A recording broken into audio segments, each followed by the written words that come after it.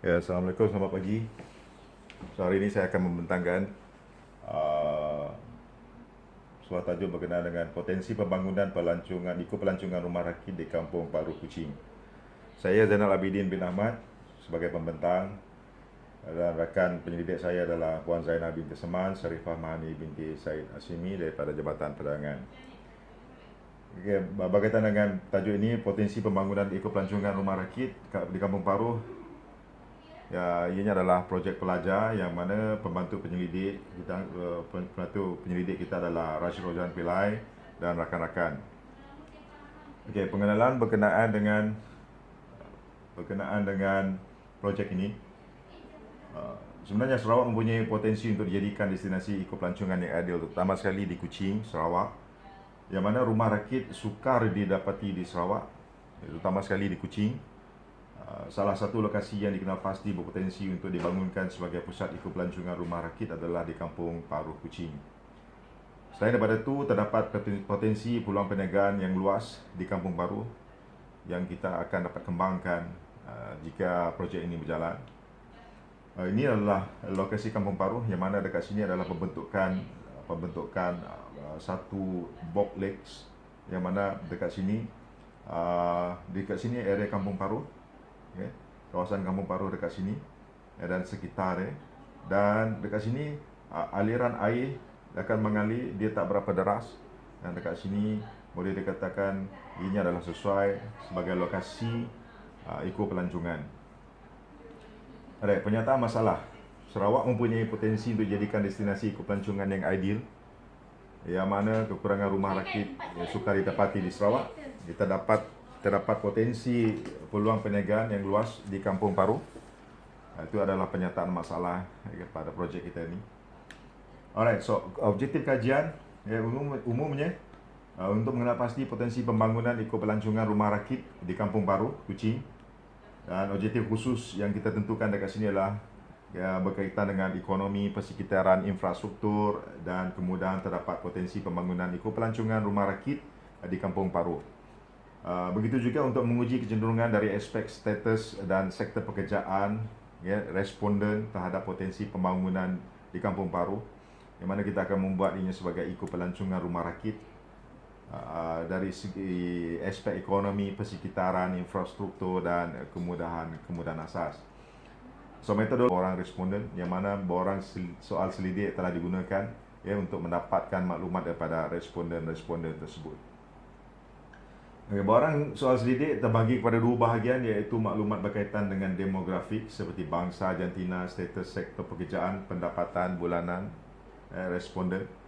Dan bahagian B juga kita memfokuskan berkaitan dengan pecahan pada 3 bahagian, iaitu faktor ekonomi, kita keluarkan 5 soalan, 5 faktor persekitaran,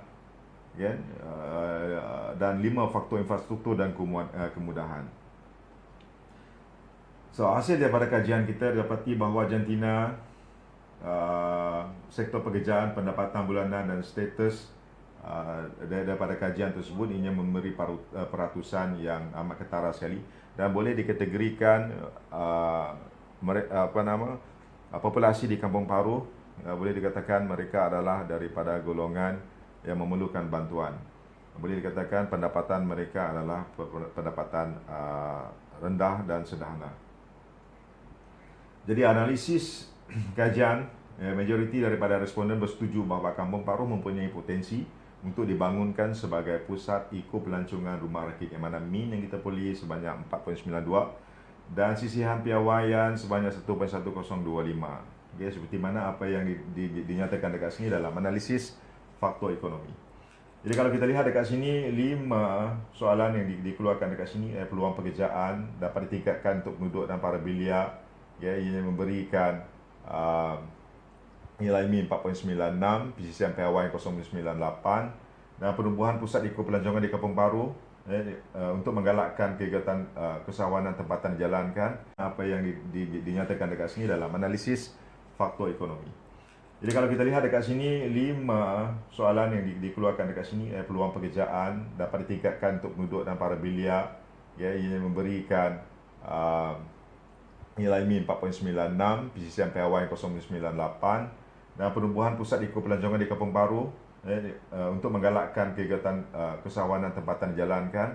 Dekat sini nilai min dia 4.92 dan taraf hidup penduduk di sekitar Kampung Paru dapat ditingkatkan melalui peluang pekerjaan yang ditawarkan dalam sektor pelancongan. Okay. So nilai min sebanyak 4.92. So secara pukalnya, secara purata ni, faktor ekonomi dekat sini dinyatakan dekat sini bahawa nilai min yang kita boleh sebanyak 4.89 dan nilai sisihan piawaian sebanyak 0.1725. Jadi analisis faktor persekitaran, item yang kita nyatakan dekat sini adalah pemulihan kehidupan liar yang terdapat di kawasan sekitar kampung, menggalakkan perubahan eko pelancongan. So kat situ kita ada buaya, ada klip-klip. Jadi pemeliharaan kehidupan liar di kawasan di Kampung Paru tersebut. Persekitaran yang bersih menggalakkan pembangunan eko pelancongan di Kampung Paru, kan? Kalau kita lihat nilai min dan sisihan piawaian dia yang amat menggalakkan. Suasana kampung yang tenang akan menggalakkan kunjungan daripada pelancong luar dan dalam negara. Dan perkara yang keempat yang kita kaji adalah pembangunan eko pelancongan dapat meningkatkan kesedaran komuniti setempat untuk menjaga kebersihan di sekitar kawasan tersebut. Pertambahan pula kawalan keselamatan di kawasan sekitar juga dipertingkatkan. Jadi dari segi ini kita lihat faktor persekitaran ia amat menggalakkan. Nilai min yang diberikan secara purata 4.896 dan sisihan piawaian 0.1677. Ya, analisis faktor fasiliti dan infrastruktur pula. Ya, item yang kita bincang, item yang kita kaji dekat sini adalah kemudahan dari aspek pengangkutan dan penginapan untuk pelancong yang menggalakkan kewujudan eko pelancongan di Kampung Paru. Dan ini yang memberikan nilai min 4.98 dan sisihan piawaian 0.141. Dan peningkatan tahap kemudahan perkhidmatan asas seperti balai, polis, hospital dan balai bomba mendorong pembinaan pusat eko pelancongan di Kampung Paru, bermakna ianya akan dapat memberikan nilai min 4.98 dan sisihan piawaian 0.141. Dan peningkatan tahap kemudahan perkhidmatan asas seperti balai, polis, hospital dan balai bomba mendorong pembinaan pusat eko pelancongan di Kampung Paru, bermakna ianya akan dapat menimbulkan infrastruktur penambahan infrastruktur dari pihak kerajaan negeri di Kampung Paru. Peningkatan kemudahan rangkaian komunikasi membantu kepada pembangunan eko pelancongan di Kampung Paru juga dapat ditingkatkan dekat sini dengan adanya projek ini jika ianya berjaya dilaksanakan. Pembangunan kawasan sekitar oleh pelbagai sektor dan meningkat sekiranya Kampung Paru jadikan pusat eko pelancongan. Bermakna dekat sini pembangunan kawasan tersebut turut juga akan meningkat. Bekalan tenaga elektrik di kawasan sekitar akan ditingkatkan oleh kerajaan negeri jika pusat eko pelancongan dibina di Kampung Paru. Ya, meskipun demikian sekarang ni di Kampung Paru kita pihak kerajaan telah membekalkan sistem air dan sistem elektrik di kawasan tersebut dan ianya dapat mempertingkatkan lagi usaha eko pelancongan di sana. Kalau kita lihat dekat sini, faktor fasiliti dan infrastruktur ini memberikan nilai min 4.968 dan 0.109 sebagai sisihan piawaian yang menunjukkan indeks yang amat menyokong ke arah analisa ini. Di analisa ANOVAL berdasarkan sektor pekerjaan dan status responden, potensi pelancongan, faktor ekonomi, faktor persekitaran dan faktor fasiliti. Kalau kita lihat dekat sini, ya, frekuensi dinyatakan dekat sini ianya seperti dinyatakan dalam slide.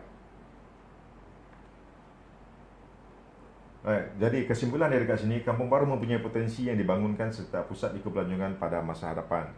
Dan majoriti daripada penduduk Kampung Paru bekerja sendiri dan tidak mempunyai pendapatan tetap, dan penduduk di sekitar kawasan berkenaan boleh mengambil peluang untuk menjalankan aktiviti keusahawanan seperti membuka gerai makan, kedai runcit, menjual produk eko dan serta kraftangan. Kemudahan dan fasiliti yang baik seperti jalan raya, pengangkutan, penginapan, klinik, balai polis dan hospital juga mendorong potensi penubuhan pusat eko pelancongan di Kampung Paru dan persekitaran yang bersih, tenang dan peliharaan hidupan liar di kawasan tersebut juga sesuai untuk menjadikan kawasan tersebut sebagai pusat eko pelancongan. Jadi masa hadapan cadangan kita dan serta kraftangan. Kemudahan dan fasiliti yang baik seperti jalan raya, pengangkutan, penginapan, klinik, balai polis dan hospital juga mendorong potensi penubuhan pusat eko pelancongan di Kampung Paru dan persekitaran yang bersih, tenang dan peliharaan hidupan liar di kawasan tersebut juga sesuai untuk menjadikan kawasan tersebut sebagai pusat eko pelancongan. Jadi masa hadapan cadangan kita adalah agar Kampung Paru di Kuching ini dijadikan sebagai pusat eko pelancongan rumah rakit dan juga Pembangunan ekopelancongan ini dapat memberi manfaat kepada pelbagai pihak termasuk masyarakat setempat, peniaga, belia maupun pihak kerajaan dalam usaha untuk menarik ramai pelancong-pelancong di sekitar Kuching. Kerajaan Persekutuan dan Kerajaan Negeri memainkan peranan yang penting untuk menggalakkan penyertaan masyarakat dalam aktiviti-aktiviti yang berkaitan pelancongan. Dan di samping itu juga penglibatan suri rumah dalam aktiviti pembuatan keratangan, masakan tempatan, kuih muih dan sebagainya. Ianya dilihat dapat membantu untuk meningkatkan pendapatan isi rumah. Itu saja daripada pembentangan dalam tajuk potensi pembangunan ekopelancongan rumah rakit di Kampung Paru. Sekian, terima kasih.